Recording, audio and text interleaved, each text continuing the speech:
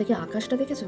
কি মনে হচ্ছে পুজো চলে এসছে, তাই না? পুরো নীল আকাশ, এত ভালো লাগছে বলবার কথা না। ঝটপট রান্নার প্রিপারেশন করে নিলাম।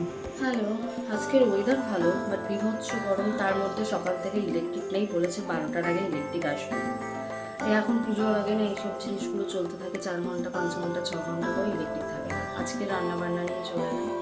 আজকে রান্নাবান্নায় আছে লাউ হবে, নিরামিষভাবে বড়ি দিয়ে, মাছের ঝাল হবে, উচ্ছে আলু ভাজা হবে, আর হচ্ছে রাত্রের হবে কী বলে ওটাকে, তড়কা হবে একবারে। কিন্তু বাট এখনও পর্যন্ত মশলা টশলা বাটতে পারিনি, কী করবো আমি এখনও বুঝতে পারছি না।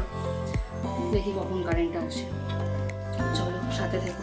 তারপর পরেই কারেন্টটা চলে এসেছিল আর আমি ঝটপট রান্না শুরু করে দিয়েছি। সবাই মিলে একসাথে যাওয়ার আছে, সেটা সারপ্রাইজ থাকবে, দেখতে থাকো কোথায় যায়। রান্না কমপ্লিট।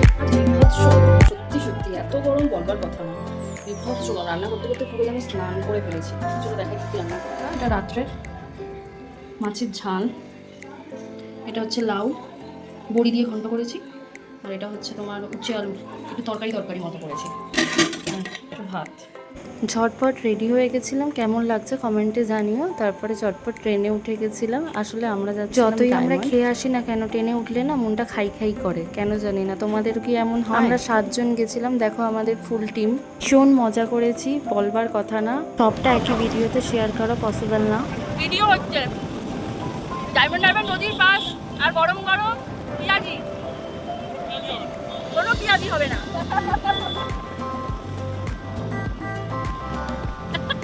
সিরিয়াসলি এত ভালো খেতে পেঁয়াজিটা বলবার কথা না। তারপরে পাপড়ি চাট ভীষণ দাম, খেতে গিয়ে গায়ে আমাদের ওখানে থেকেও বেশি এখানে দাম।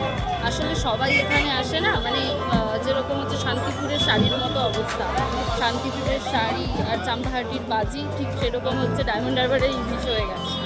ভেবেছিলাম সবাই ইলিশ কিনবো, বাট ইলিশের এত দাম বলবার কথা। দিন 8টার সাথে ট্রেনে আমরা বাড়ি ফিরে আসলাম। রাত 11টা বাজে, আমরা এখন চলছি নিমন্ত্রণ বাড়িতে বাড়িতে। আসলে আমি গেছিলাম ডায়মন্ড থেকে আমি 9:30টায় ফিরেছি। ওর একটু কাজ ছিল, ও ফিরে যেত একটু তাড়াতাড়ি, আর কিছু করার নেই, কিন্তু যেতে হবে। একটা নিজেদের মতো ব্যাপার, না গেলে একটু খারাপ মনে করবে। হ্যাঁ, আর গিফটও কেনা হয়ে গেছে বাবা সকালে, যে যাবো বলে আমরা ভেবেও রেখেছি, সেই হিসেবেই পুরো প্ল্যানিং করা, তো সেখানে আর কিছু করা যাবে না। বার্থডে বলে কথা, কেক না খেলে হয়? এটা হচ্ছে আপনাদের যদি থানা থেকে কেউ পালিয়ে টালিয়ে যায়, বা জেল থেকে যদি কেউ পালিয়ে টালিয়ে যায়, তাহলে একটুখানি চেক করে দেখতে পারেন।